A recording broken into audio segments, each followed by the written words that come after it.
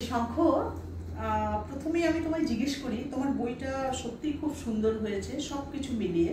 এখনো সবগুলো পড়া হয়ে ওঠেনি, তো তুমি শুধু জার্মানিতে বসেও এত সুন্দরভাবে ভেবে এত কাজের মাঝেও লিখছো। তো আমার প্রথম কোশ্চেন যে এই বইটা নিয়ে যে তোমার চিন্তাটা হলো, এই যে নামটা দিয়েছো ডেস্টিনেশন ইটারনিটি, কোথা থেকে উঠে এলো তোমার ফিলিংসটা? কোন জায়গা থেকে তুমি ঠিক করলে যে এই নামটা তুমি দেবে বইটা? অপূর্ব কোয়েশ্চেন করেছেন। আমি শঙ্খ সেন, থাকি স্টুটগার্ট, জার্মানিতে। তো আমি শাহজাহানের দিয়ে আরও আগে দুটো বই বার করেছি, শঙ্খ মঞ্জুরি এবং কালেকশন অফ ফিলিংস। এটা আমার তৃতীয় বই। তো চিন্তাটা আমার এই জন্য এসছে যে আমার দ্বিতীয় বই এবং থার্ড বইয়ের মাঝে করোনার একটা ইভেন্ট ওয়ার্ল্ডকে নাড়িয়ে দিয়েছে।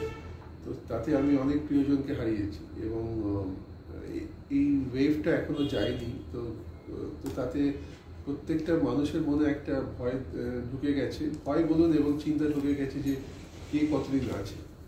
তো আমিও কোনো ব্যতিক্রম নই, আমিও kind of part of the humanity. সেখান থেকে আমিও ভাবলাম যে আমি যদি না থাকি আমি কি রেখে যেতে পারবো পৃথিবীর জন্য। আর যেহেতু আমার অ্যাস্ট্রোফিজিক্স এবং স্পিরিচুয়ালিটি এবং ফিলোসফি নিয়ে অনেক চিন্তা ভাবনা আছে, যদিও আমি পেশায় ইঞ্জিনিয়ার। আমি রিসেন্টলি গ্রিকও গেলাম, তো ওখানে অনেক নামকরা ফিলোসফারদের সঙ্গে আলাপ হলো। তো এইসব চিন্তা থেকেই আমি ভাবলাম যে ইটারনিটি নিয়ে কিছু একটা যদি করতে পারি।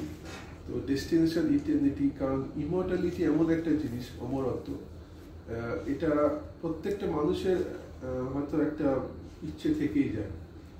তো অনেকে বলে যে হ্যাঁ, চলে গেলে আমার কোনো ক্ষতি নেই, কিন্তু তবুও মানুষ বাঁচতে চায়। তো সেই প্রচেষ্টা থেকেই আর কি এই ইমর্টালিটি একটা কনসেপ্ট প্রত্যেকটা মানুষের মনেই একটা আসে।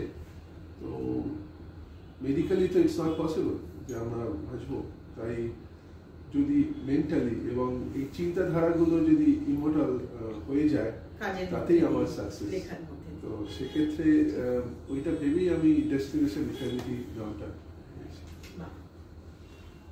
নেক্সট কিছু কোশ্চেন আছে তোমার? না, এটা শঙ্খ যেটা বললে সেটাই খুব সুন্দর একটা উত্তর দিয়েছে, আর সেটাই it's very good introduction to say.